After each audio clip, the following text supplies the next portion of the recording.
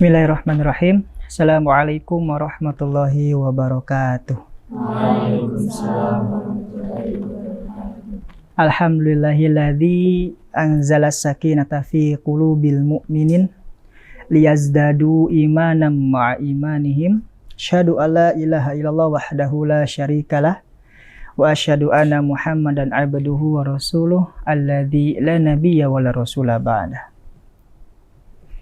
Alhamdulillah, Allah senantiasa memberikan kesehatan kepada kita, selalu memberikan kenikmatan kepada kita, selalu melimpahkan rezekinya kepada kita semua.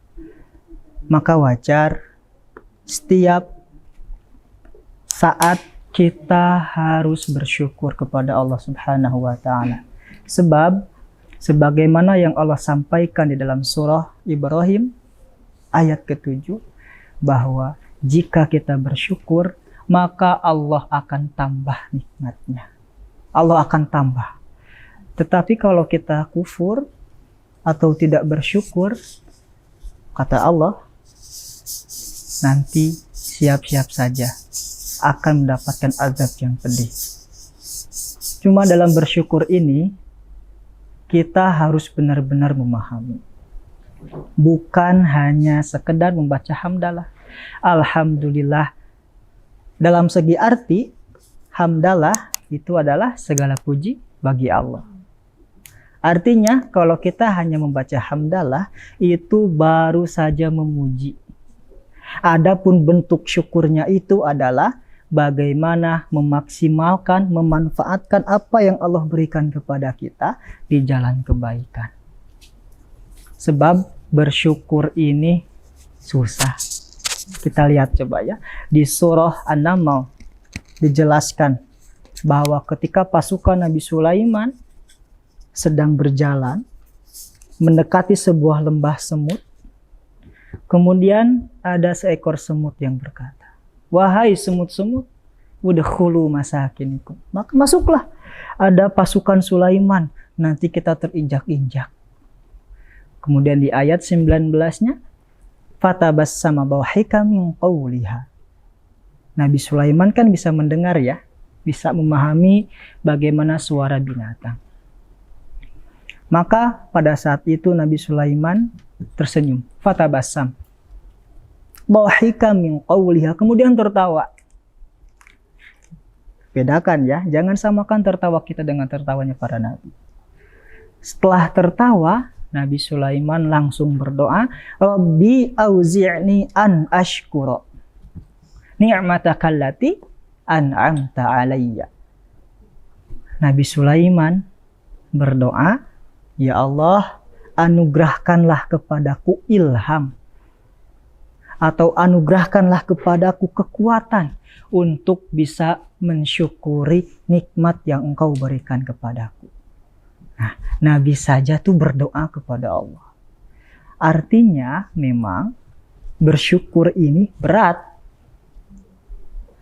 Kenapa berat? Karena masih banyak orang yang mengeluh. Sehingga yang harus kita lakukan, kita sadari betul bahwa Allah selalu memberikan nikmat kepada kita.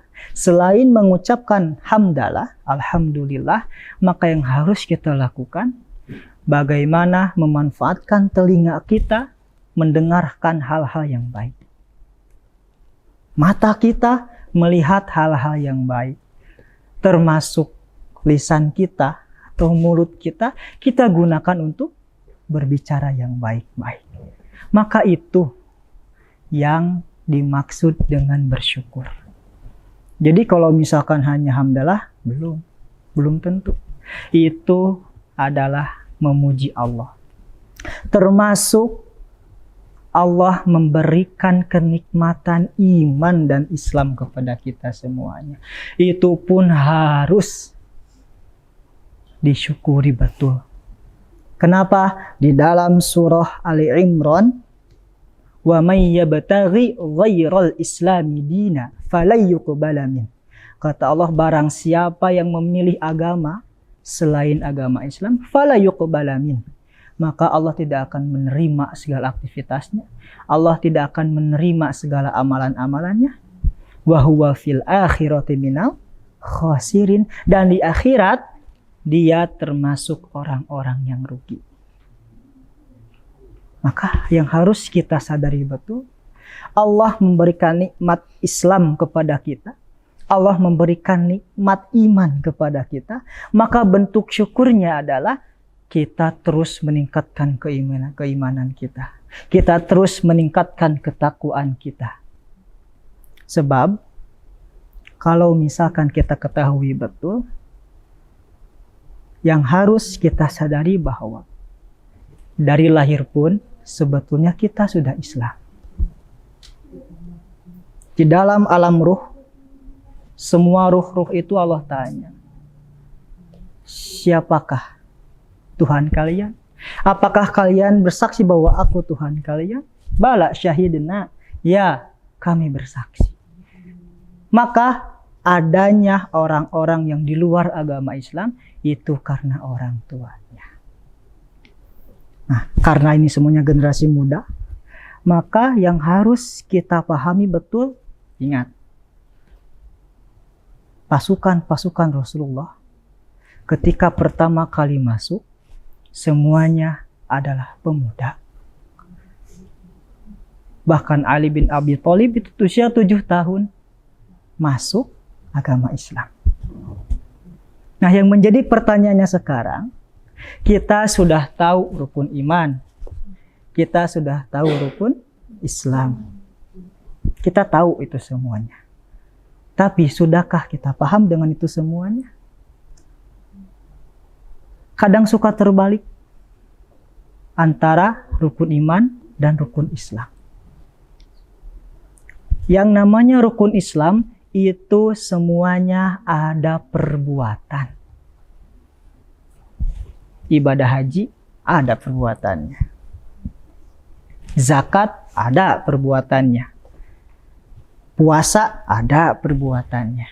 Sholat ada perbuatannya. Syahadat harusnya ada. Nah, terkadang di zaman sekarang syahadat ini menjadi rukun iman. Cukup diimani saja. Padahal Allah tempatkan syahadat ini di rukun Islam karena ada perbuatan-perbuatan yang mencerminkan kita itu bersyahadat kepada Allah. Bukankah kita sering bersyahadat? Asyhadu alla ilaha illallah wa asyhadu anna Muhammadan Rasulullah. Nah, kalau kita belum paham perihal ini, maka berarti kita termasuk orang-orang yang mengamalkan bahwa rukun syahadat termasuk rukun iman. Ingat, syahadat itu adalah rukun Islam. Ada perbuatannya. Apa perbuatannya? Maka kalau kita pahami betul, di antara perbuatan yang mencerminkan bahwa kita itu sudah bersyahadat kepada Allah, pasti akan selalu mengingat Allah. Cinta kepada Allah. Coba lihat, orang yang sedang jatuh cinta gimana? Teringat-ingat. Rindu ingin ketemu. Ingin selalu dekat. Betul kan? Bahkan ketika ada sesuatu, pasti ada pengorbanan. Pasti ada perjuangan. Nah, dalam syahadat pun sama. Bukti kita bahwa kita bersyahadat kepada Allah, adanya pengorbanan. Adanya rasa cinta kepada Allah. Selalu mengingat-ingat Allah, zikrullah. Selalu ingin dekat dengan Allah. Contoh nyatanya apa? Kita sholat. Berapa lama kita sholat? Dan sekhusyuk apa kita sholat? Ketika kita sholat masih terburu-buru, artinya kita masih gak mau dekat dengan Allah. Bukankah bukti dia cinta ke seseorang tuh pengen dekat-dekat, rindu ingin ketemu. Maka ketika Allah panggil melalui azan, kita harus segera. Karena itu bentuk rindu kita berkomunikasi dengan Allah. Maka ini yang harus kita pahami betul. Sejauh manakah rasa cinta kita kepada Allah? Jangan sampai syahadat ini hanya sebatas perkataan saja. Sebab di dalam surah Al-A'raf itu Allah jelaskan bahwa di dalam neraka jahanam itu kebanyakannya adalah jin dan manusia. Kenapa? Lahum qulubul la yafqahuna biha. Mereka punya hati tetapi tidak dipakai untuk memahami. Jadi paham itu di hati. Nah, bentuk paham itu kita bisa mengamalkan apa yang sudah kita ketahui. Maka kita sudah bersyahadat. Bahkan setiap sholat kita ulang. Dalam tahiyat awal ataupun tahiyat akhir. Nah, itu semuanya merupakan bentuk bahwa kita syahadat. Bahwa kita benar-benar sudah bersyahadat. Ya. Jadi itu yang harus kita pahami betul adalah bagaimana kita mengamalkan bahwa kita itu sudah bersyahadat. Di antara buktinya adalah kita mempunyai rasa cinta kepada Allah Subhanahu wa ta'ala. Tuh untuk nanti mudah-mudahan teman-teman semuanya itu bisa paham bahwa pentingnya kita mengamalkan jika memang kita sudah bersyahadat kepada Allah Subhanahu wa ta'ala.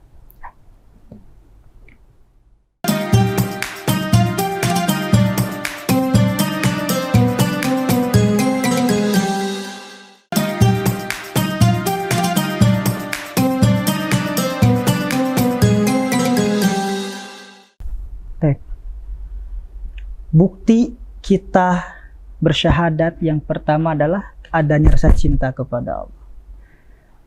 Kemudian yang kedua, bahwa Allah menerangkan kepada kita, sesungguhnya Allah itu sudah berjual beli dengan kita. Innallaha ashtara minal mu'minin wa amwalahum wa anfusahum bi anna lahumul jannah. Bahwa Allah sampaikan, Allah telah membeli kita. Apa yang Allah beli? Anfus, diri kita. Berupa tenaga, pikiran, waktu. Dan juga apa? Amwal. Harta kita. Terus Allah beli itu dengan apa? Bi anna lahumul jannah. Allah beli diri kita dan harta kita itu dengan surga.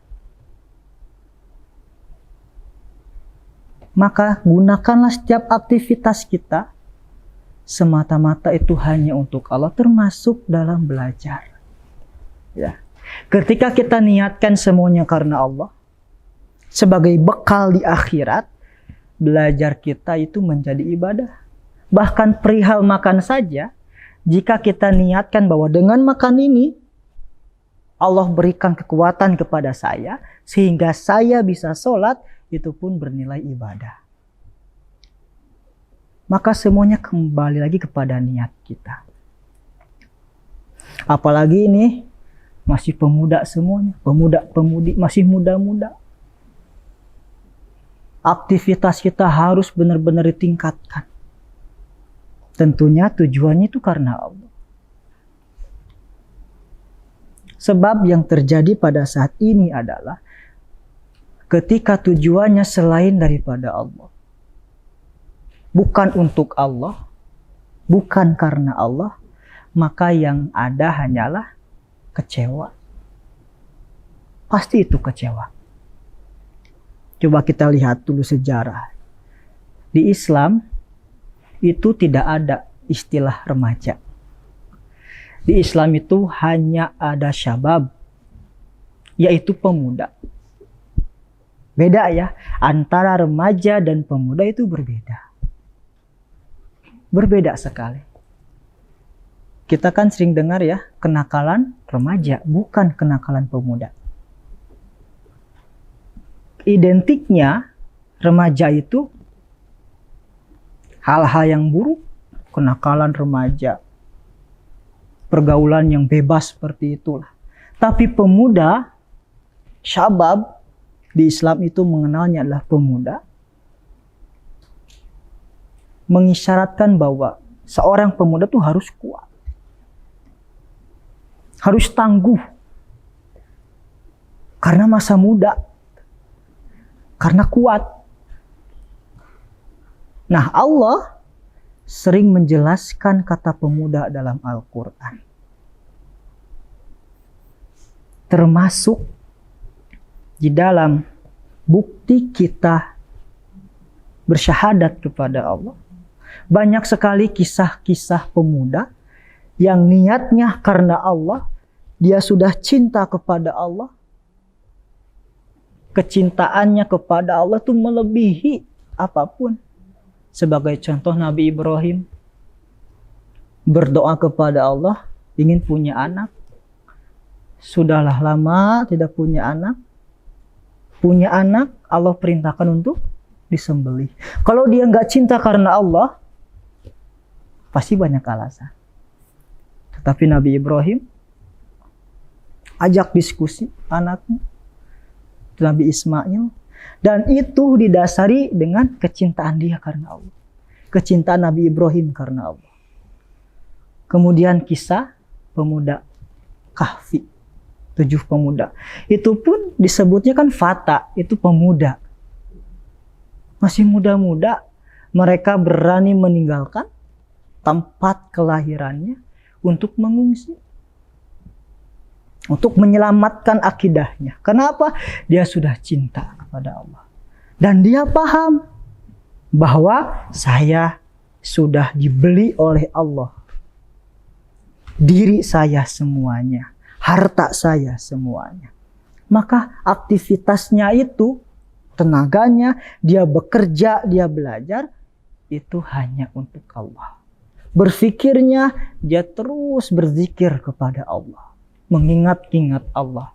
Dan juga hartanya, dia berusaha disedekahkan, berusaha diinfakkan di jalan Allah. Maka itu di antara bahwa bukti kita itu sudah bersyahadat. Ingat ya, syahadat ini rukun Islam, bukan rukun iman. Kemudian yang ketiga, adanya perbuatan, adanya amal. Bahwa inilah yang harus kita realisasikan. Allah jelaskan di surah At-Taubah ayat 112. Amalan-amalannya yang pertama ada taubat. Kita perbanyak istighfar. Kita perbanyak memohon kepada Allah. Kalau bisa keinginan-keinginan kita jangan sampai melebihi istighfar kita kepada Allah. Kenapa? Karena Allah mah tahu apa yang kita mau. Dan terkadang Allah memberikan kepada kita itu bukan yang kita inginkan, tetapi yang kita butuhkan. Maka perbanyak muhasabah, perbanyak istighfar. Kenapa? Karena bisa jadi kesulitan-kesulitan saat ini. Mungkin sedang belajar, merasa kesulitan apapun itu. Bisa jadi ada perbuatan-perbuatan kita yang Allah tidak suka. Nah, kita belum istighfar. Maka Allah tegur dengan itu. Perbanyak istighfar. Astagfirullah, astagfirullah. Karena kita semuanya manusia. Setiap saat pasti tanpa sadar, itu yang repotnya itu. Kalau kita sadar, pasti langsung beristighfar. Ada kalanya kita tidak sadar dengan apa yang telah kita perbuat. Maka segeralah kita beristighfar. Kemudian beribadah yang kedua. Nah, ibadah ini bukannya sholat. Tetapi segala aktivitas belajar, mengajar, bekerja, makan, itu akan menjadi nilai ibadah ketika kita niatkan itu semuanya karena Allah. Kita belajar untuk apa? Untuk jadi pintar, untuk jadi cerdas. Apapun itu, ingat. Ketika kita meniatkan belajar ini bahwa bagaimana Allah itu ridho. Karena yang punya ilmu itu Allah. Maka saat itu juga belajar kita itu menjadi ibadah. Kalau sholat sudah pasti, sholat, baca Quran itu sudah pasti. Namun aktivitas-aktivitas keseharian itu bisa bernilai ibadah ketika kita meniatkannya karena Allah ataupun bekal nanti di akhirat. Kemudian banyak memuji Allah. Di antaranya adalah bersyukur. Maka perseringlah beristighfar, berbanyak aktivitas ibadah, dan sering-seringlah memuji nama Allah Subhanahu wa Ta'ala.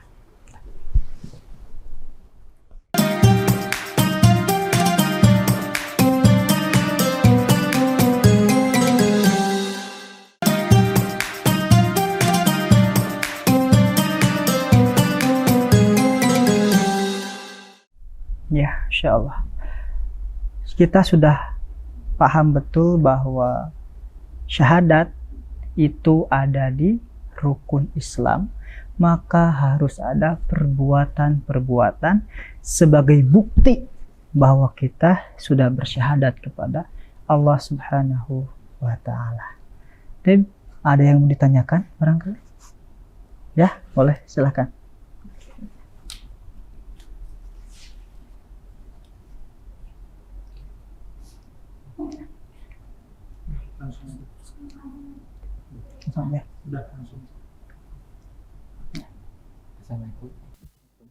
Assalamualaikum warahmatullahi wabarakatuh. Saya ingin bertanya, Ustaz. Misalnya, saya ini orang yang berdusta, banyak melakukan dosa-dosa lainnya lah. Pas mendengar adzan, saya tuh merasa ingin melakukan sholat, tapi saya tuh merasa tidak pantas untuk berada di sisi Allah gitu. Kayak saya orang tercela, buat apa saya kayak gini? Apakah saya diterima gitu di sisi Allah? Ya, Allah itu Maha Pengampun. Bahkan ada 3 ya, Al-Ghaffar, Al-Ghafur, Al-Afu. Semuanya sama, mengampun, memaafkan. Alhamdulillah jika kita merasa, saya banyak dosa. Alhamdulillah. Tapi itu akan lebih baik ketika kita udah mulai nih merasa, saya banyak maksiat, berdosa, maka segeralah untuk meminta ampunan kepada Allah. Bersegera dan jangan pernah berputus asa. Ingat, ketika kita sedang futur, maka setan akan masuk. Maka yang harus kita lakukan ketika mendengar adzan seperti itu, maka segera. Adapun saya cocok gak ya merasa dekat sama Allah? Ingat, Allah tidak pernah menolak ampunan setiap hambanya jika dia tidak syirik. Maka yang harus kita lakukan terus beristighfar memohon ampun kepada Allah, dan bersegeralah ketika ada kebaikan. Ingat ya, untuk urusan akhirat kita harus fastabiqul khairat. Kita harus berlomba-lomba. Tapi untuk urusan dunia kita harus tawadu. Jangan kebalik. Harus tawadu. Nah, ketika demikian, maka yang harus dilakukan, ingatlah bahwa Allah pasti menerima taubat kita. Allah pasti menerima ampunan kita. Yang terpenting kita terus istiqomah beristighfar kepada Allah dan bertekad bahwa saya tidak akan melakukan itu lagi. Jadi lakukan aja terus istighfar kepada Allah. Ketika memang ada kebaikan, bersegeralah. Karena Allah suka orang yang merasa bersalah. daripada orang yang merasa dia sudah soleh. Karena kalau dia sudah merasa soleh, artinya dia sudah digoda oleh setan. Begitu. Ya, Insya Allah. Lagi yang menanyakan? Ya, silakan. Pakai. Assalamualaikum warahmatullahi wabarakatuh. Waalaikumsalam warahmatullahi Ustaz izin bertanya, bagaimana cara kita istiqomah dalam melakukan ibadah ataupun hal-hal yang baik, nah, sedangkan lingkungan tidak mendukung, entah itu dari teman maupun orang tua. Ya, Masya Allah. Kita harus melihat bagaimana sejarah. Ya. Yang harus kita pahami betul adalah kita ulang di pertanyaan. Diulang dulu. Masih ingat kan? Ulang dulu. Ke atasin. Nyala. Nah, itu. Nah. Assalamualaikum warahmatullahi wabarakatuh. Afwan Ustadz izin bertanya, bagaimana cara kita istiqomah dalam melakukan ibadah maupun hal-hal yang baik?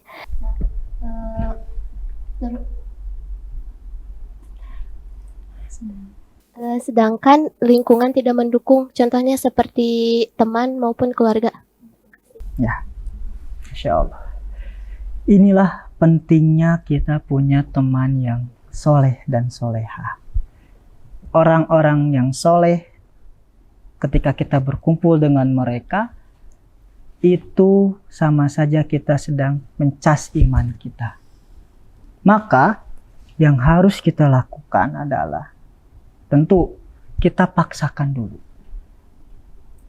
Paksakan bahwa ibadah ini pun kita harus tahu nih, harus paham bahwa kita semua ibadah kita itu belum tentu diterima oleh Allah. Maka harus ada rasa harap dan rasa takut bahwa kita ibadah tidak diterima.